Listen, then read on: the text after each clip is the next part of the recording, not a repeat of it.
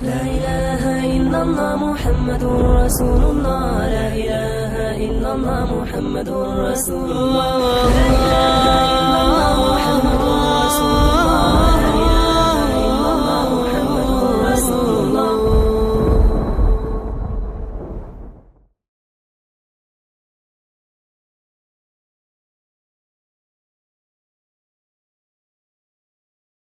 السلام علیکم ورحمۃ اللہ وبرکاتہ. نحمده ونصلي ونسلم على رسوله الكريم اما بعد.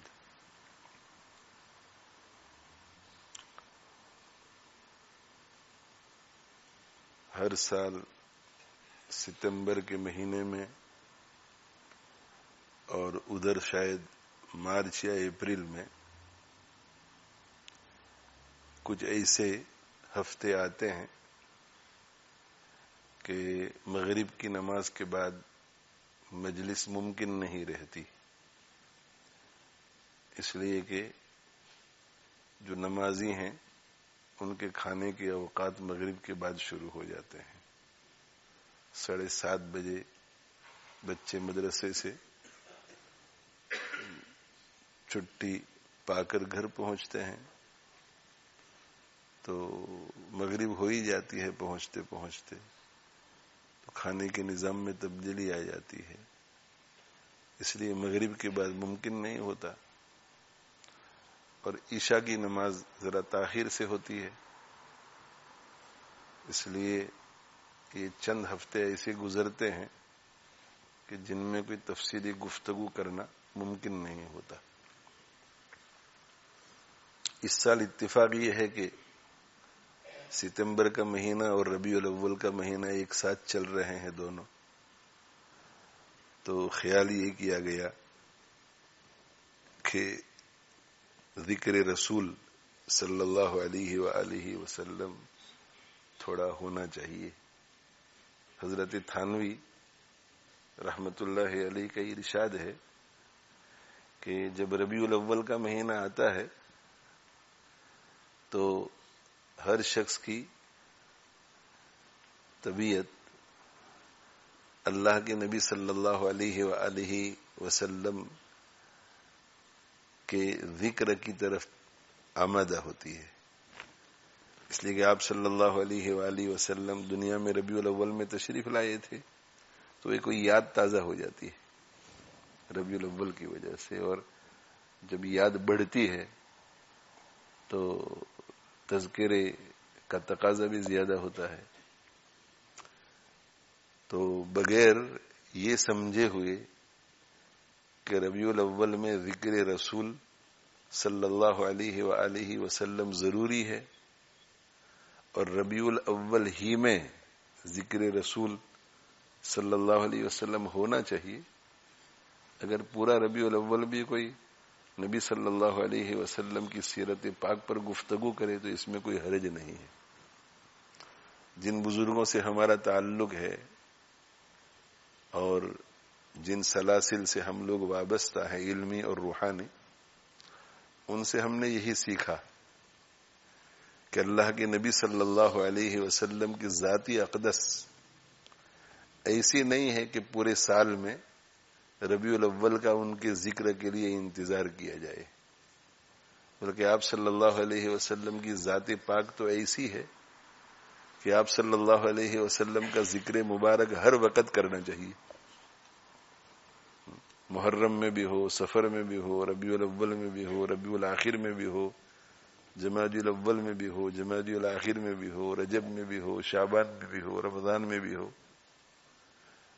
اور ذکر کا ایک طریقہ یہ ہے کہ آپ صلی اللہ علیہ وآلہ وسلم کے اوصاف، آپ صلی اللہ علیہ وسلم کے شمائل، آپ صلی اللہ علیہ وسلم کے حسن و جمال، آپ صلی اللہ علیہ وسلم کے کمالات کو بیان کیا جائے، معجزات کو بیان کیا جائے، آپ صلی اللہ علیہ وسلم کی خوبصورتی کو بیان کیا جائے.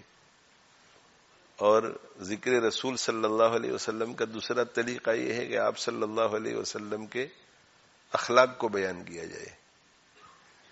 تو آپ کے اوصاف کو بیان کیا جائے گا، آپ کے جمال و کمال کو بیان کیا جائے گا تو دل میں محبت پیدا ہوگی، اور اخلاق کو بیان کیا جائے گا تو اخلاق عالی کا جب تذکرہ ہوگا تو اس سے بھی محبت بھی پیدا ہوگی، اور محبت کے ساتھ ساتھ ہمارے دل میں یہ داعیہ پیدا ہوگا کہ ہمیں اپنے اخلاق کو بھی آپ صلی اللہ علیہ وسلم کے اخلاق جیسے بنانے چاہیے۔ اور ذکر رسول کا تیسرا طریقہ یہ ہے کہ جن تعلیمات کو لے کر آپ صلی اللہ علیہ وسلم دنیا میں تشریف لائے، یہ حلال ہے، یہ حرام ہے، یہ جائز ہے، یہ ناجائز ہے، یہ فرض ہے، یہ واجب ہے، یہ سنت مؤکدہ ہے، یہ سنت غیر مؤکدہ ہے، یہ مستحب ہے، یہ نفل ہے، یہ حرام ہے، یہ مکروہ تحریمی ہے، یہ مکروہ تنزیہی ہے، اس پر گفتگو ہو۔ اس طرح کا معاملہ جائز ہے، اس طرح کا معاملہ جائز نہیں ہے، اس پر گفتگو ہو، احکام۔ تو اس سے اور پھر اس پر گفتگو کر کے اپنی زندگیوں کو اس کے مطابق ڈھالنے کی کوشش کی جائے۔ تو ذکر رسول کے یہ مختلف طریقے ہیں، ان طریقوں میں سے جس طریقے سے بھی کوئی اللہ کے نبی صلی اللہ علیہ وسلم کو یاد کرتا ہے تو یہ قابل ستائش ہے، قابل تعریف ہے۔ تو یہ سارے ذکر رسول کے طریقے ہیں، اور ان میں سے پھر ایک طریقہ ہے وہ بہت اعلیٰ ہے ذکر رسول کا صلی اللہ علیہ وسلم، اور وہ یہ ہے کہ ان ساری تعلیمات کو اپنے سامنے رکھیں اور ان تعلیمات کے مطابق اپنی زندگی گزاریں۔ یہ بھی ذکر رسول ہے صلی اللہ علیہ وسلم کہ تہجد کے لیے اٹھے۔ میں کیوں تہجد کے لیے اٹھے؟ اس لیے کہ میرے نبی صلی اللہ علیہ وسلم بھی تہجد پڑھا کرتے تھے۔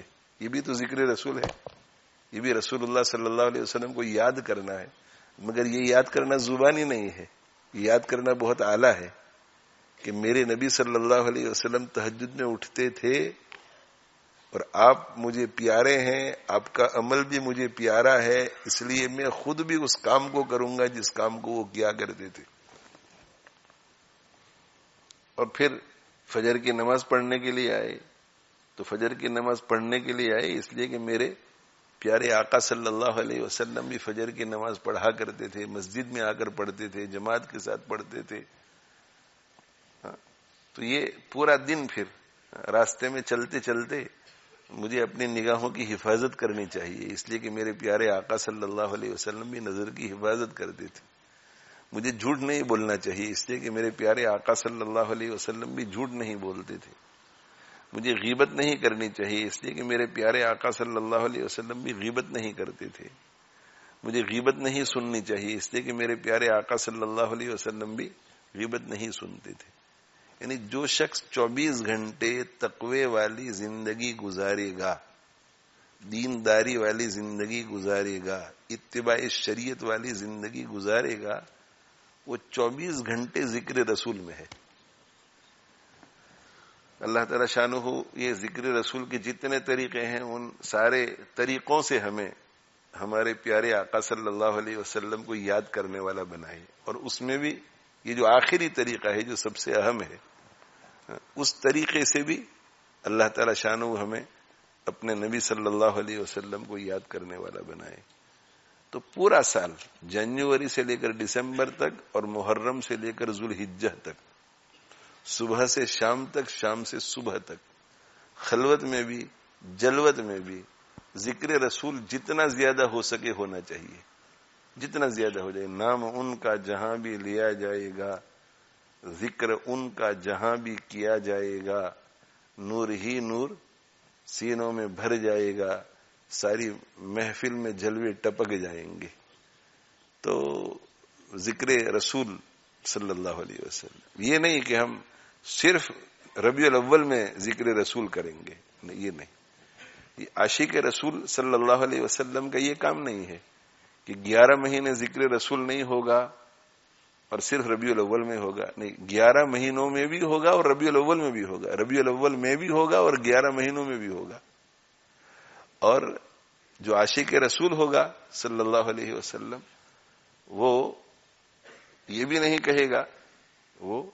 کہے گا کہ میں رسول اللہ صلی اللہ علیہ وسلم کے حسن و جمال کو تو بیان کروں گا، آپ صلی اللہ علیہ وسلم کے کمالات کو تو بیان کروں گا، آپ صلی اللہ علیہ وسلم کے معجزات کو تو بیان کروں گا، لیکن عقائد سے مجھے کوئی دلچسپی نہیں کہ اسے بھی بیان کروں، عبادات سے کوئی دلچسپی نہیں، معاشرت سے کوئی دلچسپی نہیں۔ عاشق رسول اللہ کے نبی صلی اللہ علیہ وسلم کی ہر چیز اور اللہ کے نبی صلی اللہ علیہ وسلم سے تعلق رکھنے والی ہر چیز کے ذکر میں دلچسپی لیتا ہے۔ وہ آپ صلی اللہ علیہ وسلم کی ایک ایک نقل و حرکت کو بہت ہی محبت سے اور بڑی دلچسپی سے وہ بیان کرتا ہے، بلکہ اللہ کے نبی صلی اللہ علیہ وسلم سے تعلق رکھنے والی کوئی بھی چیز ہو، تعلیمات ہوں یا مکہ مکرمہ ہو یا مدینہ منورہ ہو یا بدر ہو یا احد ہو یا حنین ہو یا خندق ہو یا خیبر ہو یا ابو بکر ہو، عمر ہو، عثمان ہو، علی ہو، عائشہ ہو، ام سلمہ ہو، فاطمہ ہو، ام کلثوم ہو، زینب ہو رضی اللہ عنہم اجمعین، ان سب کا تذکرہ کرتا ہے۔ وہ اس لیے کہ جب کسی سے محبت ہوتی ہے تو اس کی چھوٹی چھوٹی چیزیں بھی دل میں گھر کر جاتی ہیں اور ان سے بھی محبت ہوتی ہے۔ تو اس لیے ذکر رسول ہونا چاہیے، اور ذکر رسول ہر طریقے سے ہونا چاہیے۔ آپ صلی اللہ علیہ وسلم کے جمال و کمال کو بھی ہم بیان کریں، آپ صلی اللہ علیہ وسلم کے معجزات کو بھی ہم بیان کریں، آپ صلی اللہ علیہ وسلم کے اخلاق کو بھی بیان کریں، آپ صلی اللہ علیہ وسلم کے معاملات اور معاشرت کو بھی بیان کریں، آپ صلی اللہ علیہ وسلم کی عبادت کو بھی بیان کریں، آپ صلی اللہ علیہ وآلہ وسلم کی تعلیمات کو بھی ہم بیان کریں۔ اور پھر اعلیٰ درجے کا ذکر رسول یہ ہے صلی اللہ علیہ وسلم کہ 24 گھنٹے ہم ان تعلیمات کو یاد کریں، اور جس جگہ پر جس وقت جس تعلیم کو عمل میں لانا ہے، جس حکم کو امپلیمنٹ کرنا ہے، ہم اسے امپلیمنٹ کریں اور ہم اسے عمل کریں۔ یہ اعلیٰ درجے کا ذکر رسول ہے۔ تو میں یہ عرض کر رہا تھا کہ حضرت ابراہیم علیہ السلام جو ہے جلیل القدر پیغمبر ہے، خلیل اللہ ہے، اللہ کے خلیل ہیں۔ تو خلیل اللہ کا ذکر کرنے کو دل ہر وقت چاہتا ہے۔ کسی مجلس میں اگر ہمارے کانوں میں خلیل اللہ کا لفظ پڑ جاوے تو ہمارا دل جو ہے محبت سے سرشار ہو جاتا ہے۔ خلیل اللہ سے کس کو محبت نہیں؟ حضرت ابراہیم خلیل اللہ علیہ السلام۔ لیکن رمضان مبارک کے بعد جب حج کے مہینے شروع ہوتے ہیں، شوال، ذوالقعدہ اور خاص طور پہ ذوالحجہ میں، تو چونکہ ان سے تعلق رکھنے والی چیزیں ہم لوگوں کے سامنے آتی ہیں تو زیادہ دل کرتا ہے کہ ان کا ذکر ہو، دل دماغ میں زیادہ رہتے ہیں۔ تو ہم لوگ عام ایوریج درجے کے مسلمان ہیں، اس لیے وہ پورا سال بھی اللہ کے نبی صلی اللہ علیہ وسلم یاد آتے ہیں، مگر ربیع الاول میں فطری طور پہ زیادہ یاد آتے ہیں۔ جو عشاق ہیں، عشاق رسول اللہ صلی اللہ علیہ وسلم کے عشاق، ان کے لیے تو ربیع الاول ہو، ربیع الاخر ہو، جمادی الاول ہو، جمادی الاخر ہو، ان کا تو دل وہاں مدینہ منورہ میں اٹکا رہتا ہے، اور وہ ان اشعار کے مصداق ہوتے ہیں کہ اے باد صبا رک رک کے تو جا، روزے کے مکی سے یوں کہنا، میں دل ہی دل میں روتا ہوں جب لوگ مدینے جاتے ہیں۔ تو ان کا تو حال ہی ہوتا ہے کہ بیچارے جا نہیں سکتے کسی وجہ سے، مگر دل وہاں اٹکا ہوا ہوتا ہے، دل دل میں روتے ہیں کہ کاش کہ میں بھی جاتا۔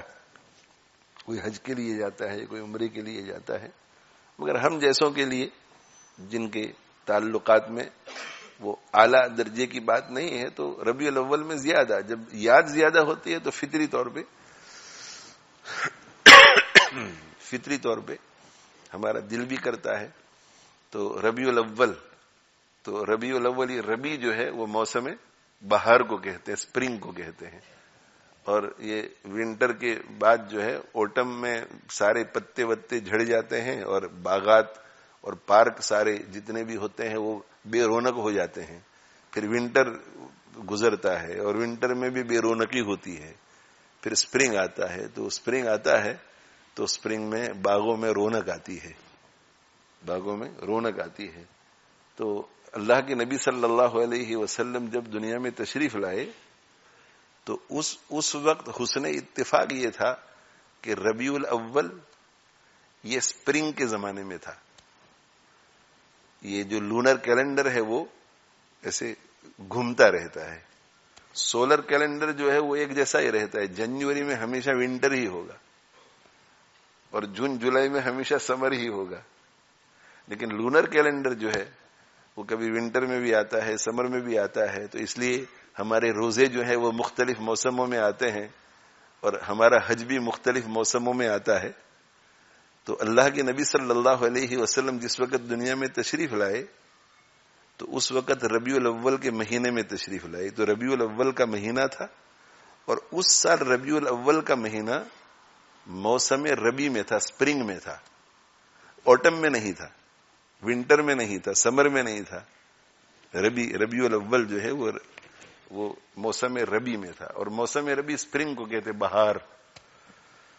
تو اللہ کے نبی صلی اللہ علیہ وآلہ وسلم جو ہے وہ بہار کی سیزن میں دنیا میں آئے، اسپرنگ میں دنیا میں آئے، بہار، موسم بہار میں۔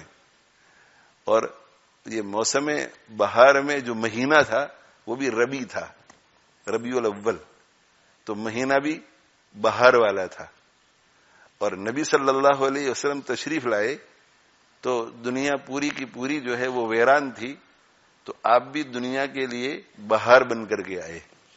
تو اسی لیے ایک عربی شاعر نے کہا ہے کہ ربیع فی ربیع فی ربیع، ربیع موسم، یہ بہار آئی اللہ کی طرف سے، نبوت اور نبی اور پیغمبر کی شکل میں بہار آئی، اور وہ بہار میں تھی، یعنی ربیع الاول کے مہینے میں تھی، اور ربیع الاول کا مہینہ وہ بہار، موسم بہار میں تھا۔ تو یہ مہینہ جو ہے، اس مہینے میں ہمارا دل کرتا ہے کہ ذکر زیادہ ہو، مگر جیسے میں نے پہلے کہا کہ اسی مہینے میں ذکر کریں یہ بھی غلط، اور یہ خیال کہ اس مہینے کے علاوہ میں ذکر نہیں، یہ بھی غلط۔ اس مہینے میں بھی ذکر ہو اور اس مہینے کے علاوہ میں بھی ذکر ہو، اور ذکر بھی ہر طرح کا ہو، ہر قسم کا ذکر ہو آپ صلی اللہ علیہ وسلم کا۔ اور سب سے اعلیٰ ذکر تو یہی ہے کہ ہر قدم پر اللہ کے نبی صلی اللہ علیہ وسلم کو یاد کیا جائے کہ یہ چیز میں خریدنے جا رہا ہوں تو جس طرح یہ چیز بیچی جا رہی ہے، جس طرح میں اسے خرید رہا ہوں، تو میرے نبی صلی اللہ علیہ وسلم کی تعلیمات کے مطابق ہے یا نہیں، یہ اس وقت یہ خیال کیا جائے۔ پڑوسی کچھ لینے کے لیے آئے تو اس وقت یہ سوچا جائے کہ میرے نبی صلی اللہ علیہ وسلم کی تعلیمات کا کیا تقاضا ہے۔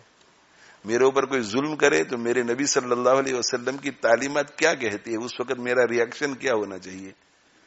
جب مجھے کوئی گالی دے، میرے اوپر کوئی ہاتھ اٹھائے، تو نبی صلی اللہ علیہ وسلم کی تعلیمات کا تقاضا کیا ہے۔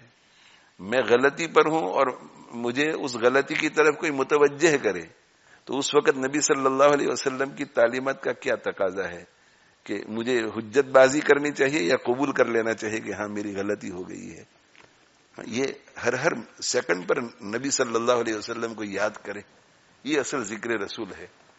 اور جب اس درجے کا ذکر رسول نصیب ہو جاتا ہے تو پھر وہ حقیقی معنی میں نبی صلی اللہ علیہ وآلہ وسلم کا عاشق بن جاتا ہے، اور نبی صلی اللہ علیہ وسلم کا اس درجے کا وہ عاشق بن جاتا ہے کہ اللہ تعالی شانہ اس سے محبت کرتے ہیں۔ ان کنتم تحبون اللہ فاتبعونی، جب اللہ کے نبی صلی اللہ علیہ وسلم کی اتباع ہو جاتی ہے، ہر چیز میں فالو کرتا ہے، ہر چیز میں فالو کرتا ہے کہ نہیں میرے نبی صلی اللہ علیہ وسلم یہ پسند کرتے تھے، میرے نبی صلی اللہ علیہ وسلم اس طرح کرتے تھے، یہ میرے لیے جائز نہیں، یہ میرے لیے جائز ہے، یہ سب یہ جب کیا جاتا ہے تو پھر یحببکم اللہ، تو اللہ تعالی شانہ اس وقت تمہیں محبوب بنا دے گا، ہم محبوب ہو جائیں گے۔ اور جب ہم اللہ تعالی شانہ کے محبوب ہو جائیں گے، یعنی ذکر رسول اعلیٰ درجے کا ہو، کس درجے کا ہو کہ ہر قدم پر ہم یہ سوچیں کہ مسجد میں داخل ہوتے وقت یہ سوچیں کہ میرے نبی صلی اللہ علیہ وسلم مسجد میں کیسے داخل ہوتے تھے۔ بھائی جو لوگ دایاں پاؤں رکھتے ہیں مسجد میں داخل ہوتے ہوئے، کہ ان کے ذہن میں نبی صلی اللہ علیہ وسلم اس وقت آتے ہیں کہ نہیں؟ جب وہ پڑھتے ہیں اللہم افتح لی ابواب رحمتک تو ذہن میں آتے ہیں کہ نہیں کہ بھئی میرے نبی نے سکھایا ہے. مسواک کرتے ہیں تو ذہن میں آتا ہے کہ نہیں کہ میرے نبی نے سکھایا ہے, میرے نبی کی تعلیم ہے صلی اللہ علیہ وسلم. یہ جب اس درجے کا ذکر رسول ہو جاوے تو فاتبعونی کا مصداق ہو جاتا ہے, یعنی اتباع نبوی اسے نصیب ہو جاتی ہے. اور جب وہ اتباع نبوی نصیب ہو جاتی ہے تو یحببکم اللہ, اللہ کا محبوب ہو جاتا ہے. اور جب اللہ کا محبوب ہو جاتا ہے تو پھر دنیا اور آخرت دونوں جہان کے مسائل حل ہو جاتے ہیں. دونوں جہان کے مسائل حل ہو جاتے ہیں. کیسے؟ جب کوئی اللہ کا محبوب ہو جاتا ہے تو حدیث میں آپ صلی اللہ علیہ وسلم نے ارشاد فرمایا, اذا احب اللہ عبدا نادى جبریل. جب اللہ تعالی شانہ کسی بندے سے محبت فرماتے ہیں تو جبریل کو پکارتے ہیں, جبریل کو ندا دیتے ہیں, اور ندا دے کر کہتے ہیں کہ انی احب فلانا فاحبہ, میں فلانے سے محبت کرتا ہوں, یہ جبریل تم بھی اس سے محبت کرو. اور پھر اللہ تعالی شانہ کے حکم سے آسمانوں میں حضرت جبریل امین ندا دیتے ہیں, ان اللہ یحب فلانا فاحبوہ, بے شک اللہ تعالی شانہ فنا بندے سے محبت کرتے ہیں, تم سب اس سے محبت کرو. تو فیحبہ اہل السماء, وہ آسمان والوں میں محبوب ہو جاتا ہے. اور جب آسمان والوں میں محبوب ہو جاتا ہے تو دنیا تو آسمان کے مقابلے میں بہت چھوٹی ہے. جب آسمان والوں میں محبوب ہوتا ہے تو اس کا اثر پھر نیچے اترتا ہے, اور نیچے جب اثر اترتا ہے تو فیوضع لہ القبول فی الارض, پھر اس کے لیے زمین میں مقبولیت محبوبیت رکھ دی جاتی ہے. یعنی دنیا کے لوگ بھی اس سے محبت کرتے ہیں, اس کے گرویدہ ہو جاتے ہیں, بغیر کسی غرض کے اس سے محبت کرتے ہیں, خالص اللہ کے لیے دین کے لیے اس سے محبت کرتے ہیں.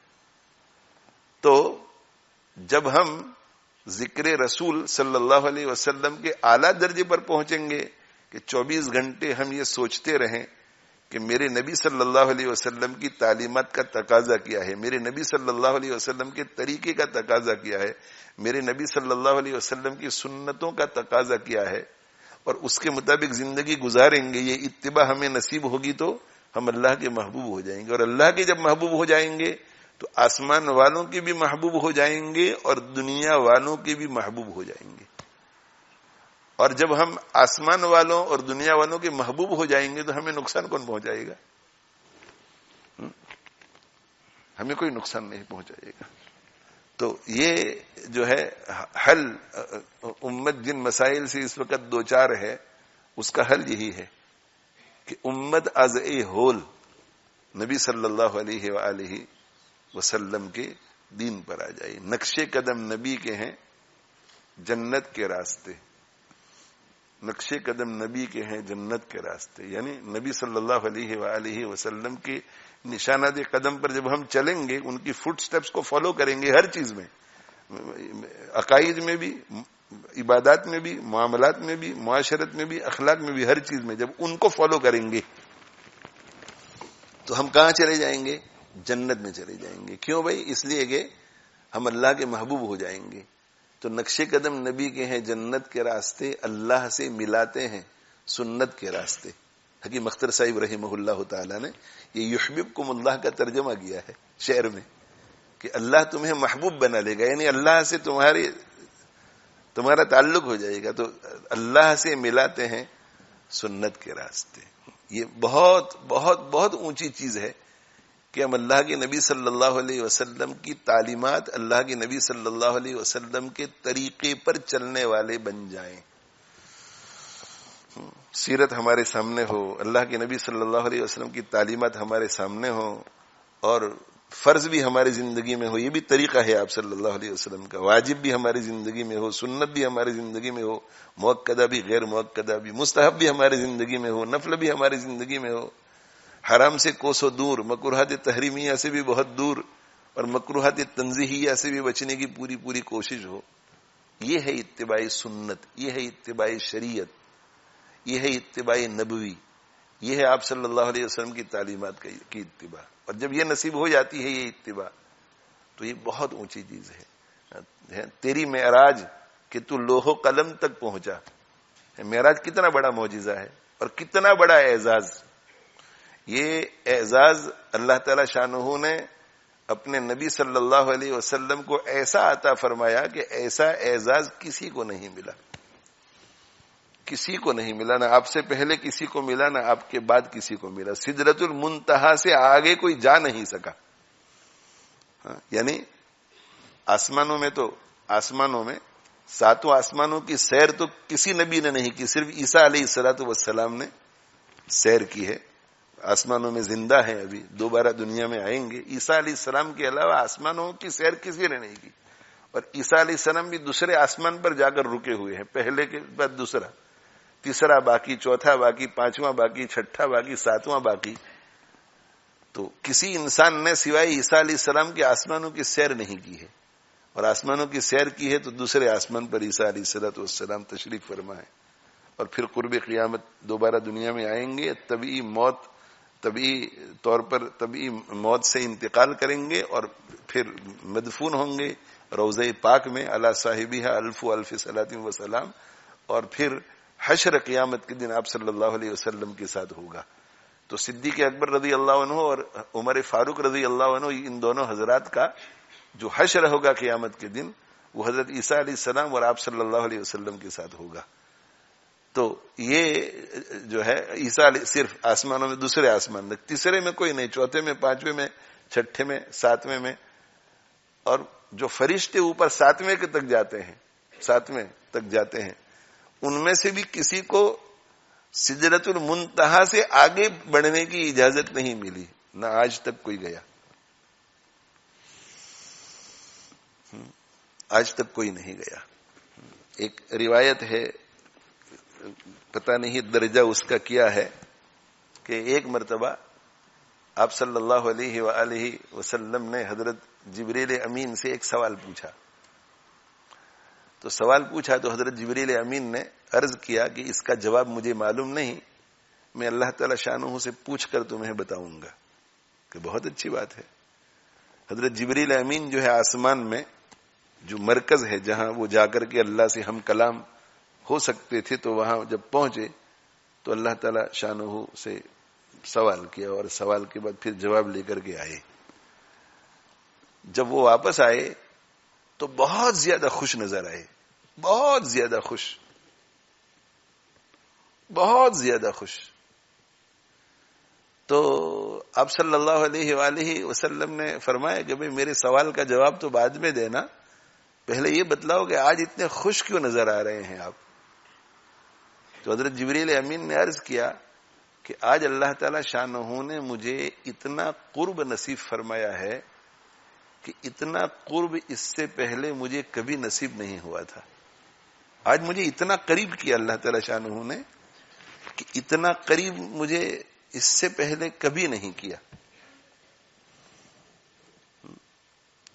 تو ہمارے پیارے آقا صلی اللہ علیہ وآلہ وسلم نے تو اپنی آنکھوں سے اللہ تعالی شانہ کو دیکھا، اور بالکل اعلیٰ درجے کا قرب نصیب ہوا، اور گفتگو فرمائی۔ ثم دنا فتدلى فكان قاب قوسين او ادنى۔ تو ایک تفسیر اس کی یہی ہے کہ اللہ تعالی شانہ سے بہت قریب ہو گئے، بہت قریب۔ اور حضرت جبریل امین آج یہ کہہ رہے ہیں کہ میں اتنا قریب ہو گیا کہ اس سے پہلے مجھے یہ قرب مجھے نصیب نہیں ہوا، اور آج اتنا قریب اللہ نے مجھے اس لیے کیا کہ میں آج آسمانوں میں آپ کی نسبت سے گیا تھا، آپ کا قاصد بن کر گیا تھا، کہ میں نبی صلی اللہ علیہ وسلم کی طرف سے سوال پوچھنے کے لیے آیا ہوں۔ تو اللہ تعالی شانہ نے اس نسبت کی وجہ سے مجھے بہت قریب کیا۔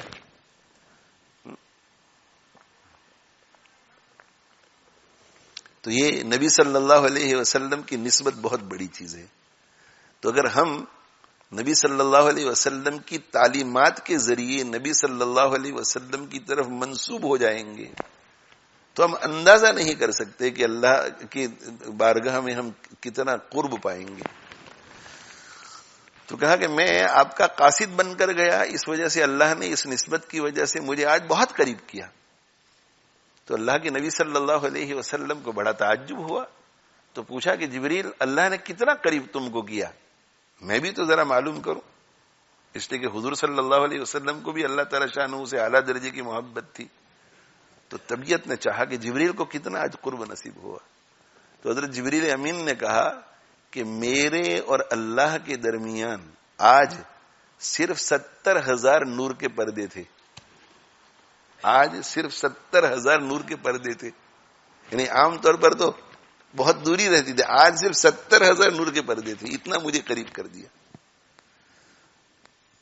تو حضرت جبریل امین جو ہے وہ فرشتوں کے سردار ہیں, پھر بھی یہ ان کا اعلیٰ درجے کا قرب. سدرۃ المنتہا سے آگے تو کبھی گئے ہی نہیں. سدرۃ المنتہا پر جو پہنچے نبی, سر جھکا کر کے جبریل کہنے لگے یہ حبیب خدا اب سوا آپ کے آگے جائے گا جو بھی وہ جل جائے گا. میں اب آگے نہیں بڑھ سکتا, میرے پر جل جائیں گے, میں بھی جل کر خاک ہو جاؤں گا. یہاں سے صرف آپ جا سکتے ہیں, بس کوئی نہیں. یہاں سے آگے جانے کا شرف صرف آپ کو حاصل ہے. آگے بڑھے, قلم کو دیکھا, لوح کو دیکھا, اللہ تعالی شانہ کی زیارت کی اپنی آنکھوں سے, اور اللہ تعالی شانہ سے ہم کلامی نصیب ہوئی, اور پھر یہ جو معراج نصیب ہوئی, یہ زیارت اللہ تعالی شانہ کی اور ہم کلامی کا شرف نصیب ہوا. وہ صرف ایک مرتبہ نہیں, اللہ تعالی شانہ نے نظام کچھ ایسا طے کیا کہ میرا نبی مجھے آج کی رات آ کر بار بار دیکھے. تو 50 نمازیں فرض کی, حالانکہ اللہ کو معلوم تھا کہ یہ 5 ہو جانے والی ہے. 50 نمازیں فرض کی. حضرت موسیٰ علیہ الصلوۃ والسلام سے ملاقات کی 6ٹھے آسمان پر. حضرت موسیٰ علیہ الصلوۃ والسلام نے عرض کیا کہ بنو اسرائیل کے ساتھ میرا تجربہ ہے, آپ کی امت 50 نمازیں نہیں پڑھ سکیں گی, اللہ کے پاس جا کر کے آپ تخفیف کے لیے گزارش پیش کرو. تو پھر آپ اوپر گئے, اور ہماری خاطر دیکھو ہمارے اوپر کتنا بڑا احسان ہے بھائی. اللہ کے پیارے حبیب صلی اللہ علیہ وسلم 50 نمازیں پڑھ سکتے کہ نہ پڑھ سکتے؟ بولو بھائی, پڑھ سکتے. اور وہ 50 نمازیں اگر فرض ہوتی اور آپ صلی اللہ علیہ وسلم 50 نمازیں پڑھتے, تو آپ صلی اللہ علیہ وسلم کو 50 نمازیں پڑھنے میں بوجھ محسوس ہوتا یا لطف آتا؟ لطف آتا. قرۃ عینی فی الصلاۃ, میری آنکھ کی ٹھنڈک تو نماز ہے. تو 50 نمازیں فرض نہیں رہی, 5 ہو گئی. مگر اللہ کے نبی صلی اللہ علیہ وسلم تو نمازیں اتنی پڑھتی تھی کہ وہ 50 کے برابر ہی ہو جاتی تھی. لمبی لمبی تہجد پڑھتے تھے. تو ان کے اپنے لیے نہیں گئے تھے, ہمارے لیے گئے, بار بار گئے. تو ہمارے ساتھ اتنی محبت آپ صلی اللہ علیہ وسلم کو, تو ہمیں بھی آپ صلی اللہ علیہ وسلم سے صحیح محبت کر کے آپ صلی اللہ علیہ وسلم کی شریعت مطہرہ کو سیکھنا چاہیے کہ نہیں سیکھنا چاہیے؟ بولو بھائی. اور سیکھ کر کے پھر اس پر عمل کرنا چاہیے کہ نہیں؟ اور عمل کر کے اس کو دور دور تک دوسروں تک زبانی لٹریچر کے ذریعے, عمل کے ذریعے پہنچانا چاہیے کہ نہیں پہنچانا چاہیے؟ تو یہ میں عرض کر رہا ہوں کہ پھر گئے تو 5, جب پھر دوسری مرتبہ گئی تو 10 کم ہوئی. ابھی بھی سیدھی 5 پر نہیں آئے, 10 کم ہوئی. تو 2 مرتبہ زیارت ہو گئی. پھر گئے تو اور 10 کم ہوئی. تو تیسری مرتبہ زیارت ہو گئی, اب 30 ہو گئی. پھر گئے تو ایک اور زیارت ہو گئی تو 20 ہو گئی. پھر گئے تو ایک اور کم ہوئی تو 10 اور کم ہوئی تو 10 ہو گئی. مگر زیارت 5 مرتبہ ہوئی. اور پھر ایک مرتبہ گئے تو 5 کم ہوئی. تو زیارت کل 6 مرتبہ نصیب ہوئی. اور یہ عظیم الشان معجزہ بھی اور عظیم الشان اعزاز بھی. تو یہ کس کی معراج ہے؟ ہمارے پیارے آقا صلی اللہ علیہ وسلم کی. تو شاعر نے عجیب و غریب بات کہی ہے کہ آپ کا اعلیٰ درجے کا اعزاز یہ ہے کہ آپ آسمانوں میں گئے, اور ہمارا امتیوں کا اعلیٰ درجے کا اعزاز یہ ہے کہ ہماری زندگیوں میں اتباع سنت آ جائے. یہ ہمارا اعلیٰ درجے کا اعزاز. اس سے بڑھ کر امتی کے لیے کوئی اعزاز نہیں ہو سکتا. تو تیری معراج کہ تو لوح و قلم تک پہنچا, میری معراج کہ میں تیرے قدم تک پہنچا. میں آپ کو پہچان لوں, آپ کی نبوت کو پہچان لوں, آپ جس حق کو لے کر کے آئے تھے اسے پہچان لوں, اور ایمان قبول کر کے آپ کی غلامی میں آ جاؤں. آپ کی غلامی کا توق میں اپنے گردن میں ڈال دوں. اگر جنت کا ارادہ ہے تم تمام ہی کا, اگر جنت کا ارادہ ہے تم تمام ہی کا, تو گلے میں توق ڈال دو محمد کی غلامی کا صلی اللہ علیہ وآلہ وسلم. تو میں غلام بن جاؤں آپ کا, اور غلام بننے کے بعد پھر حقیقی معنی میں ثابت بھی کروں کہ میں آپ کا غلام ہوں، آپ اپنی مرضی کو چھوڑ کر آپ کی مرضی کے مطابق زندگی گزاروں.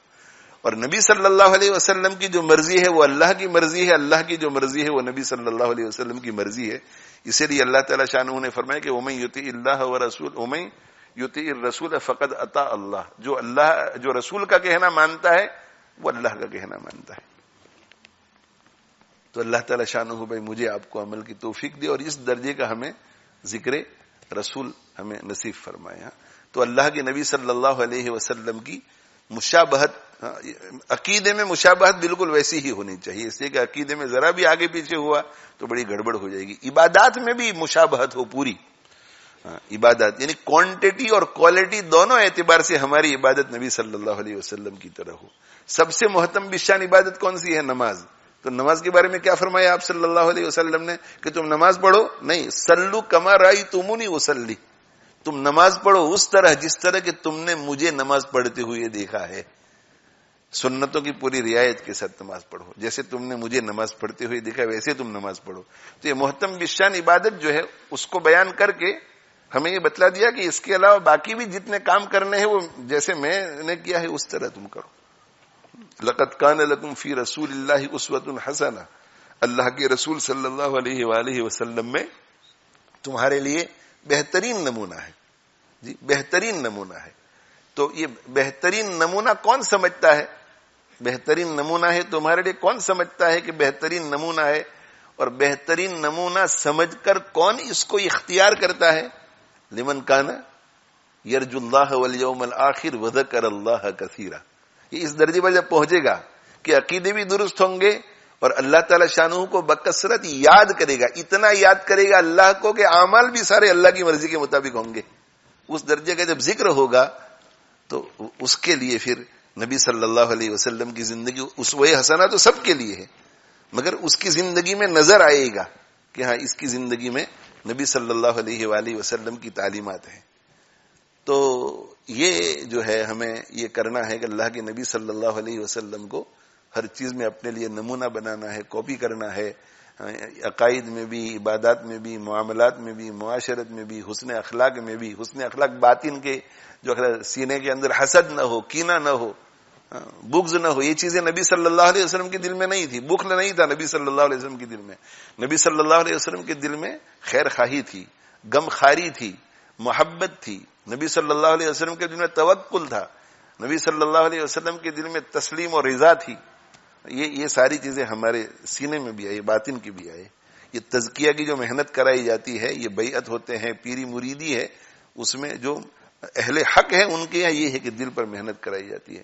ہماری ظاہری شکل و صورت بھی اللہ کے نبی صلی اللہ علیہ وسلم جیسی ہو. ہماری دنیا میں بھی سادگی ہو، سادگی ہو، زہد ہو، ابسٹیننس ہو، عیاشی نہ ہو، جی تنعم پروری نہ ہو، عیش پرستی نہ ہو، سادگی ہو ہماری زندگی میں. نبی صلی اللہ علیہ وآلہ وسلم کی زندگی جیسی تھی ویسی ہماری زندگی ہو جائے. اگر یہ ہو گیا میرے بھائیوں تو ہم اللہ تعالی شانہ کے محبوب ہو جائیں گے.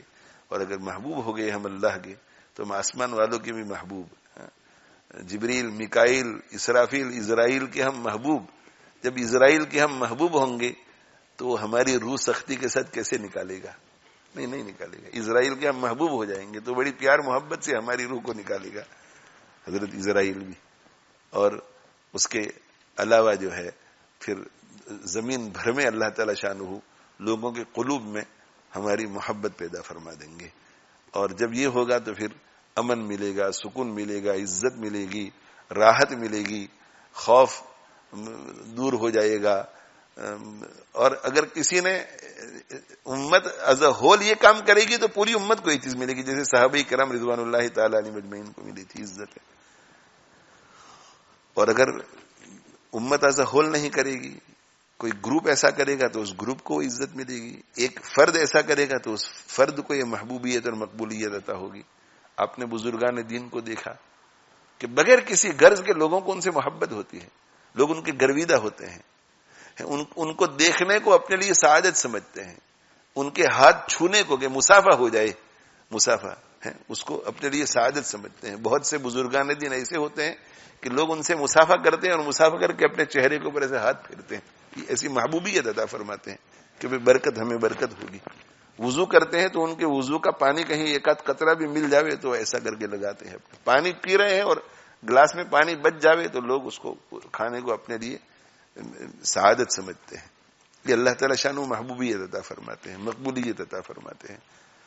وہ خود جو ہے مٹے ہوئے ہوتے ہیں, اپنے آپ کو کچھ نہیں سمجھتے, مگر اللہ تعالیٰ شان ہو ایسی محبوبیت عطا فرماتے, ایسی مقبولیت عطا فرماتے ہیں.